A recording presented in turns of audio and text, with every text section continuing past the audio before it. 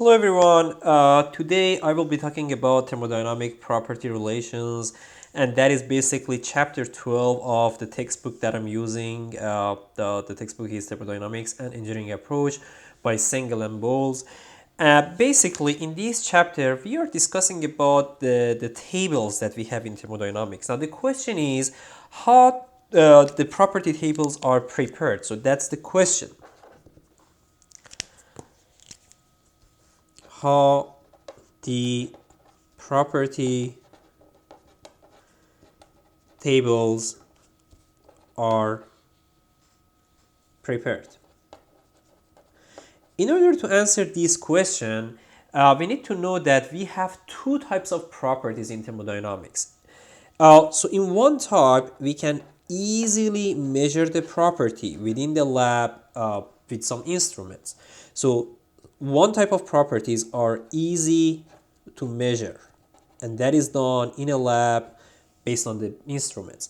So a property such as temperature or pressure or volume, let's say, or length. These are the properties that are pretty simple to measure. Now, in contrast to these class of properties, we have another class of property which are either impossible to measure or very difficult to measure. So let's say impossible slash difficult to measure. A good example is entropy, for instance. Entropy. So we show entropy with S, right? The other example can be enthalpy, for instance. Enthalpy, which we show with H. Now, how can we obtain the value of these properties?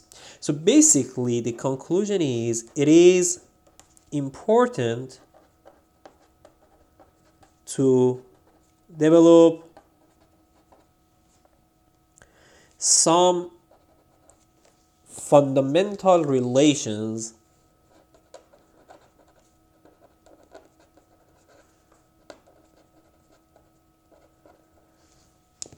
between thermodynamic properties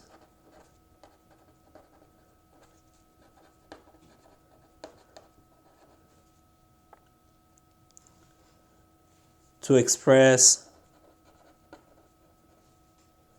the properties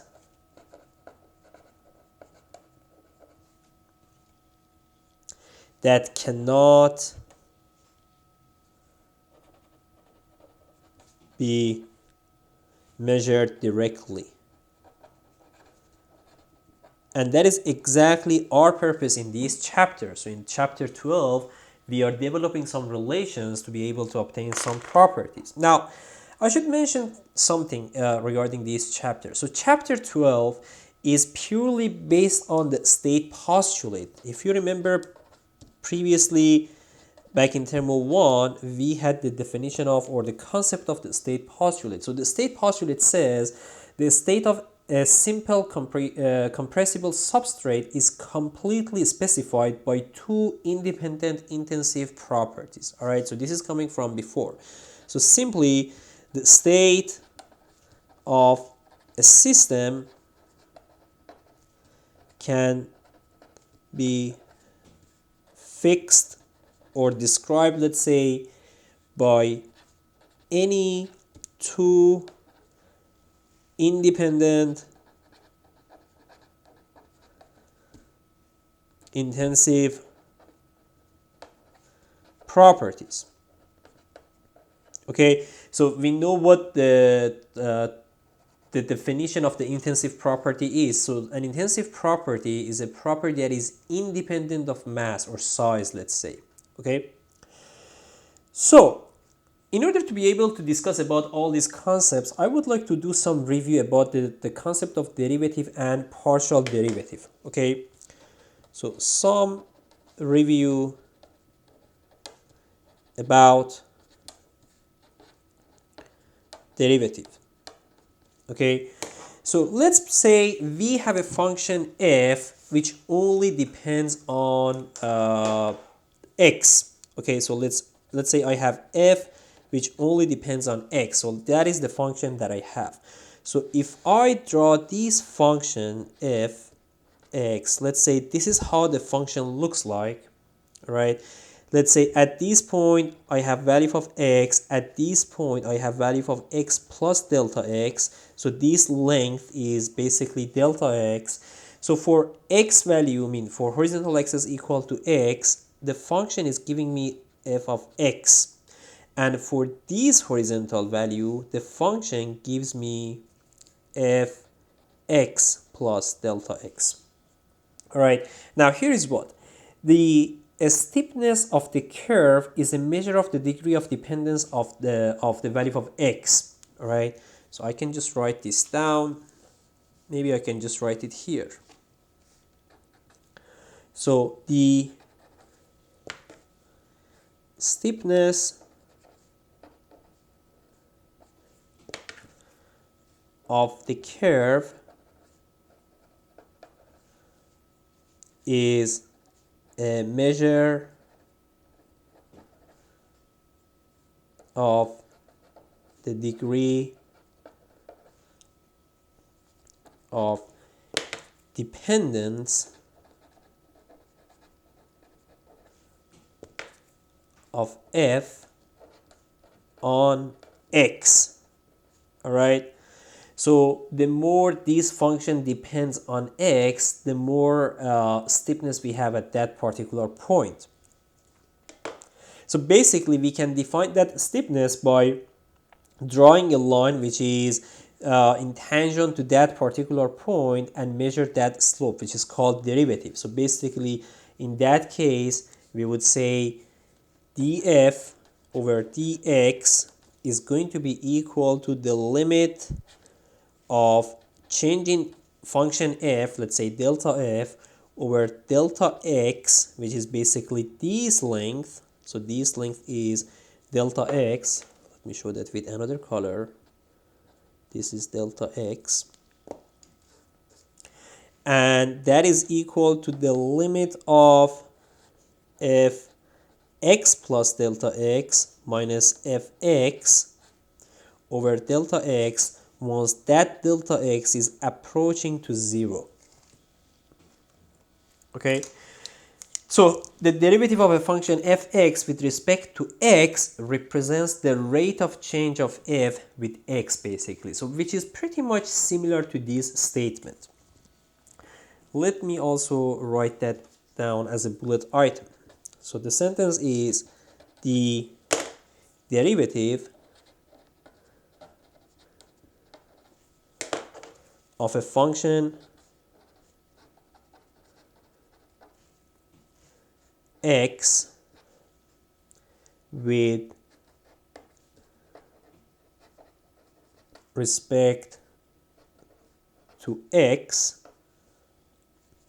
represents the rate of change of f with x. Okay, now this was about the concept of derivative. The other thing I want to discuss about is the partial derivative. Okay,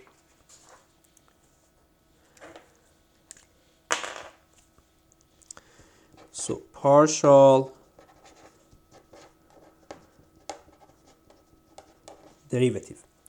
So let's assume that function f depends on two or more variables instead of just one variable as we had before. So previously f only depended on x. Okay, so we had f as a function of x. See here? But what if instead of x we have two or multiple variables? Okay, and that will be discussed based on the partial derivative. So now consider a function that depends on two or more variables. Okay, so this time I'll call that function z, which is a function of x and y. So we call x and y independent variable and we call z dependent variable. So z is called dependent variable and x and y are called independent variable. Okay, so basically one thing we can do, we can keep y constant and change x, and vice versa. We can keep x constant and change y, and in both cases the value of z is going to change because at least one of them has been changed. Also, we can change both of them simultaneously. Again, z is going to be changing. Okay, so sometimes we are interested to study the change of z when one of these two variables is kept constant, right? So sometimes we are interested at studying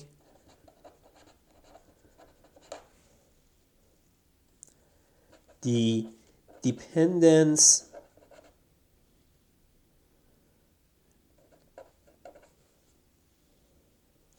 of z on only one of the independent variables. Okay, so as I said, this way we can allow one variable to change while the other one is kept constant. So in that case, variation of z, x and y, so z, which is a function of x and y, with x when y is constant is called the partial derivative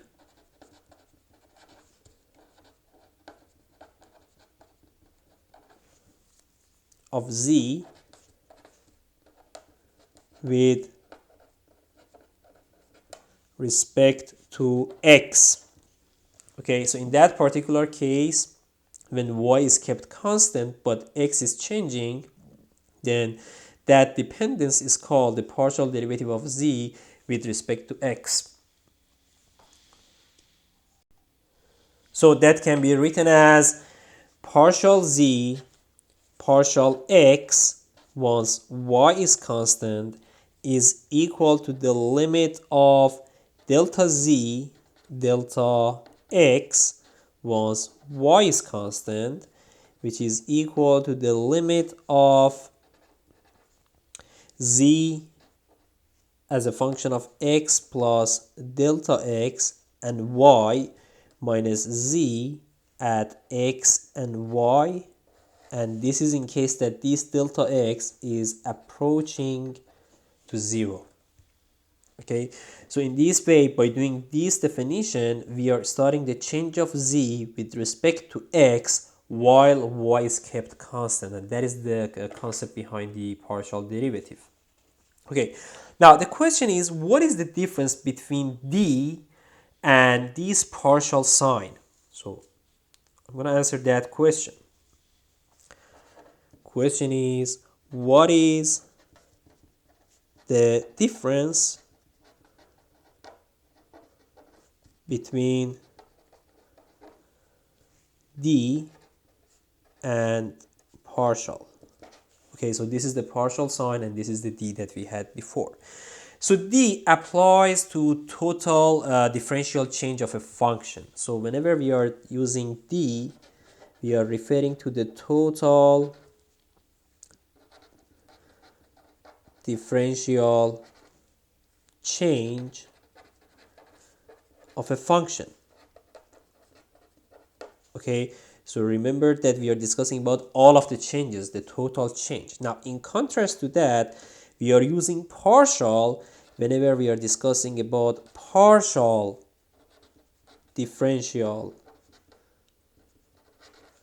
change of a function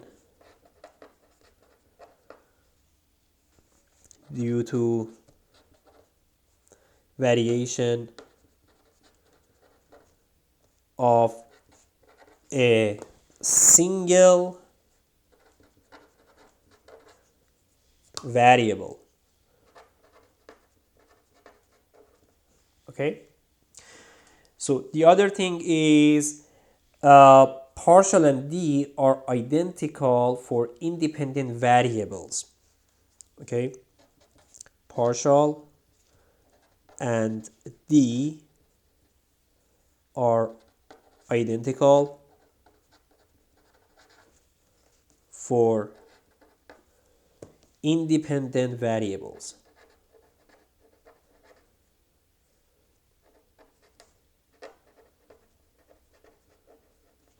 Okay, for example, when I say partial x while y is constant, I can also easily say dx. Okay, this is because x and y are independent from each other. The other thing is partial and d are not obviously identical for dependent variables. Okay, so basically I cannot say that partial z while y is constant is equal to dz. I cannot say this. Okay. Now let's see how can we find the total differential amount or let's say total differential change between 2 points of a function. So for instance, in this function that we have here, so this is figure 12-4 from your textbook. What we have here, we have an XYZ coordinate system. So this is the X direction, this is the Y direction, and this is the Z direction.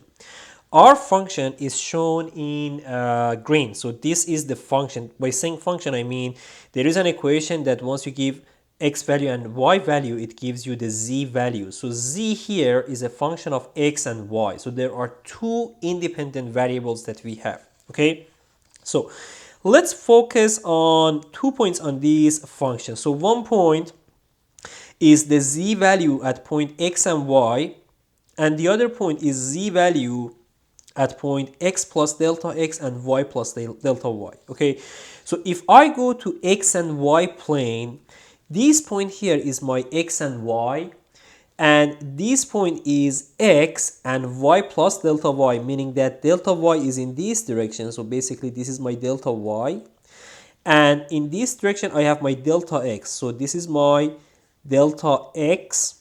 Okay, so once again, this is x and y, this is x and y plus delta y. Here the coordinate is x plus delta x and y plus delta y. So this is delta x and this is delta y. Now what we want to know is the total differential change in this function between this point and then that point. Okay, so let's do that.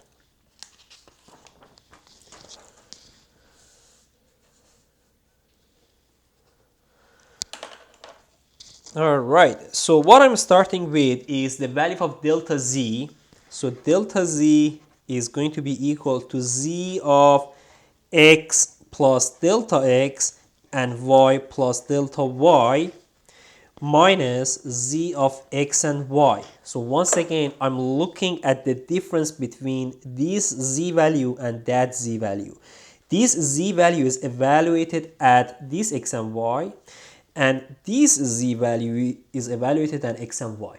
All right, so what I'm going to do, I'm going to use a second point. Like in addition to these 2 points, I'm going to use an intermediate point. Basically what I'm going to do, I'm going to add this z value and subtract this z value from the right hand side. So basically I'm going to say that delta z is equal to the first term, which is z x plus delta x and y plus delta y, right, minus the z value here, which is z of x and y plus delta y, right?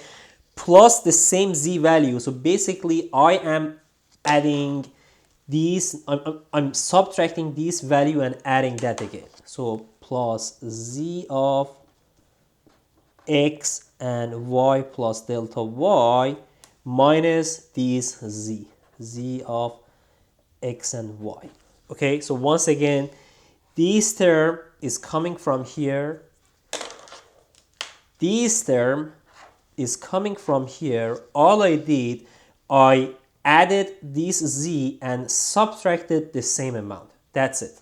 I didn't really change anything to the right hand side. So for the next step, I am going to, let me keep the figure for you. What I'm going to do, I am going to get the delta z based on the same thing, but I will divide by delta x and multiply by delta x by saying that, let's say for the first two terms, I have z x plus delta x and y plus delta y minus z of x and y plus delta y. Okay, so the whole thing is divided by delta x and multiplied by delta x. So I get the first two terms, I divide them by delta x and multiply them by delta x. I do the same thing for these two terms basically. Plus z of x and y plus delta y minus z of x and y divided by delta y multiplied by delta y. Okay, so I'm basically getting these two terms here. Now, in the case that the limit of these delta x and delta y is approaching to 0, then I can rewrite this. So in case delta x is approaching to 0 and delta y is also approaching to 0, then this delta z is going to be dz. Okay, so that dz is going to be partial z partial x while y is kept constant plus partial z partial y once x is constant multiplied by dy. So this dy is that one, and by the way, I need to also add dx here. So in case I forget, let me add. So this dx is multiplied by this delta z. So basically, let me just rewrite that so you know what exactly it looks like. So delta z is partial z partial x while y is kept constant. So the way that we show y after the bracket means that y value is kept constant multiplied by dx, which is this thing here. So this dx is this one because delta x is approaching to 0 plus partial z partial y once x is kept constant multiplied by dy. Okay, so I just rewrote this line because I forgot to include dx, and I just want to give you a correct equation. So this is the total derivative of function z whenever a function has two independent variables. So one thing we can do, we can utilize this equation or this correlation to obtain the partial differential relation. So I'm going in the next step, I'm going to utilize this and do some mathematical work. So let's say we observe that dz is equal to partial z partial x when y is constant multiplied by dx plus partial z partial y once x is constant multiplied by dy. All right, so this is what we had last page, and I'm going to work on this. What I'm going to do, I'm going to consider the first term like this one. Let me call that m, and let me call this one n. Okay, so that simply means my dz is equal to m dx plus n dy. All right, now, and you know that like m here is partial z partial x when y is constant, like m is this value or this bracket, and also n is partial z partial y when x is constant. In fact, I should have included y into these things, so y is also included within m. So I am going to obtain partial m partial y once x is constant. Okay, and that is going to be partial y, so partial y, and instead of m I'm putting that partial z partial x once y is constant. All right, that gives me partial 2z over partial x partial y. Now leave this aside.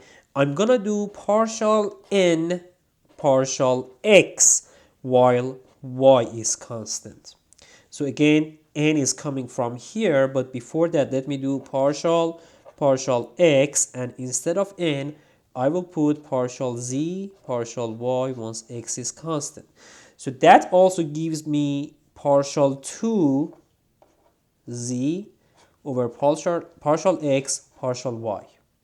Okay, now you can see these two right hand sides are the same. All right, here I have partial 2z over partial x partial y. Here I have partial 2z partial x partial y. So the right hand sides are the same. So my conclusion is the left hand side should also be the same. Okay, so basically my conclusion is partial m partial y once x is constant is equal to partial n partial x once y is constant. Now, this is the basis of the Maxwell relation. This thing is the basis of the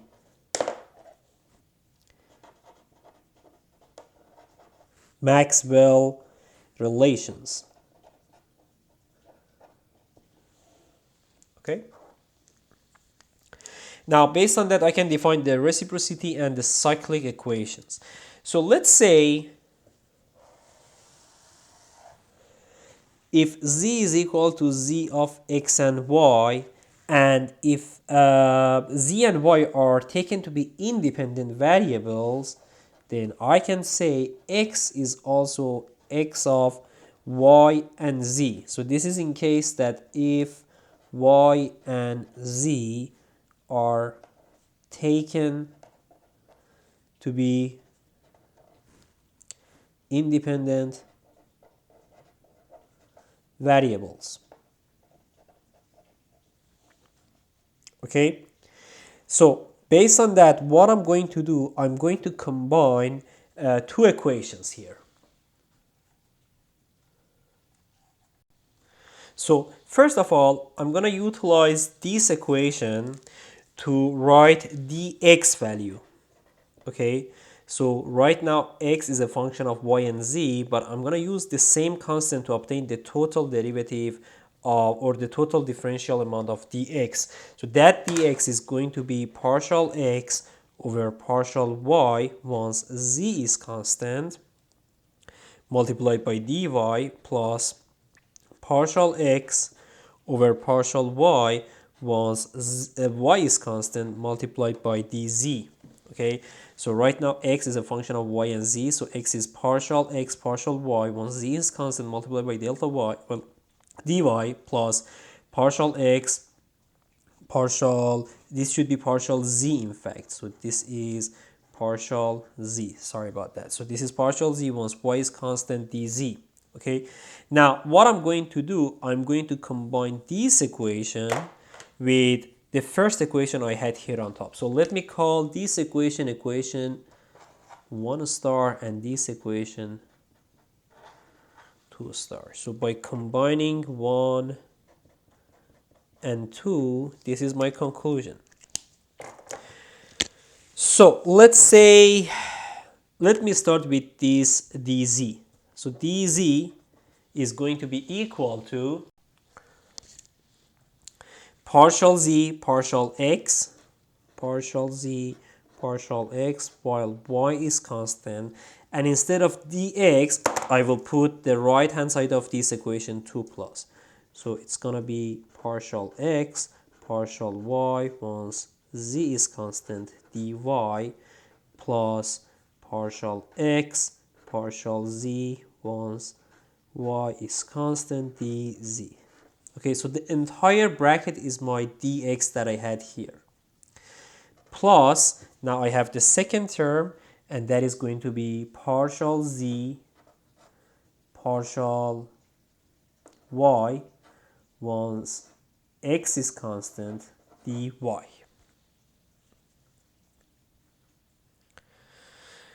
Okay, now I can simplify this equation by putting dz's on one side and dy's on the other side. So let's say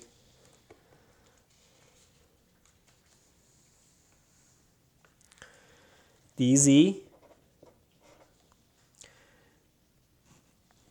For dz, I have 1 here, 1. And then I have minus. On the right hand side, this has dz in it. So I will say minus partial z partial x once y is constant multiplied by partial x partial z once y is constant. Right? And on the right hand side, I will have dy.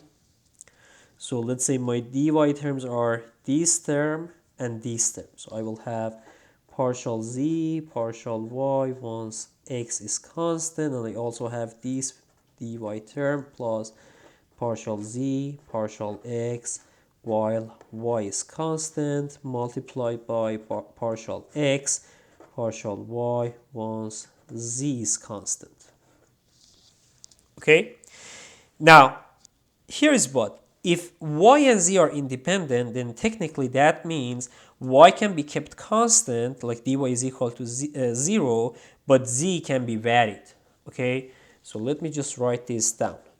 If y and z are taken to be independent, this is basically the assumption that I had here, then I can do one thing. I can have y can be held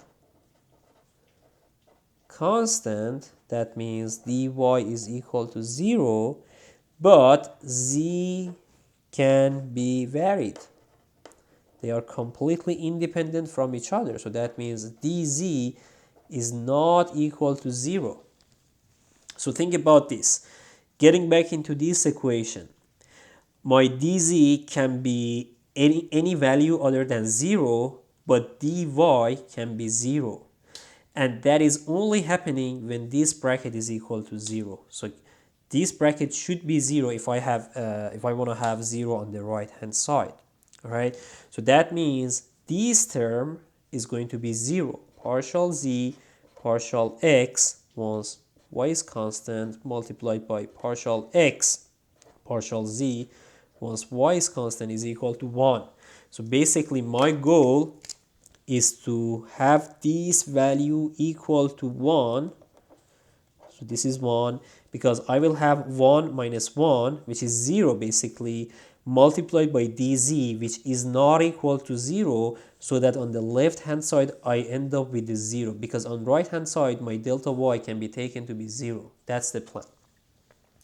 Okay, so by doing that with some modification, I can say that partial x partial z once y is constant is equal to 1 over partial z partial x once y is constant. And this correlation is called the reciprocity relation.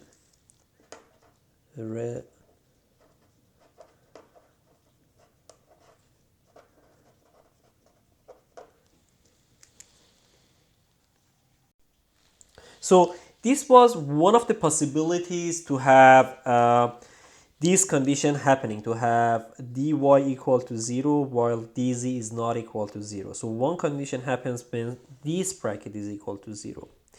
The other possibility happens when this bracket is equal to 0. Okay?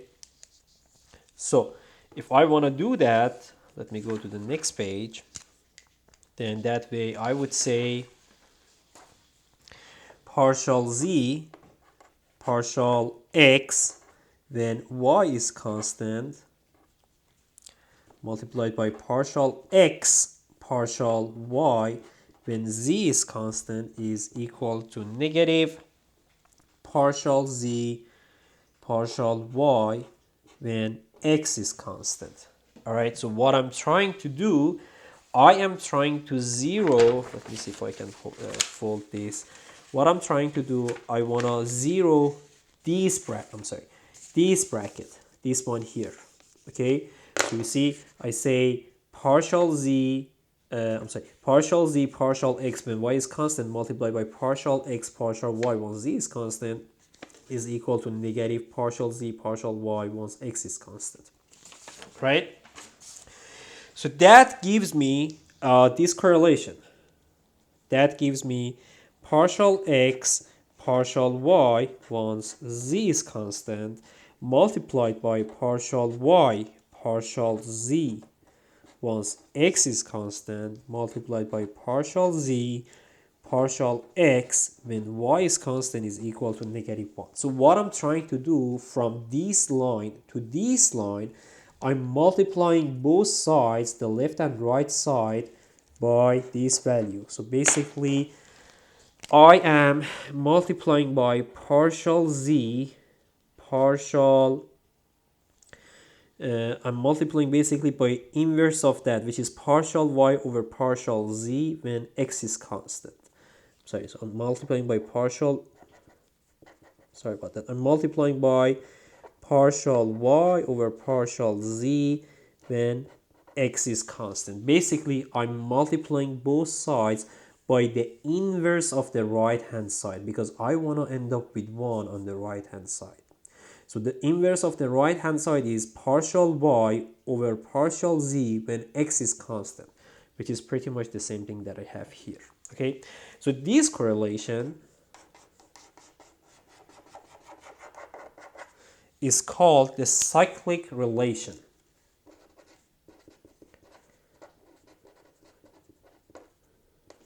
Okay, so this is called the cyclic relation, and the one that we had on the previous page, this one, that was the reciprocity relation.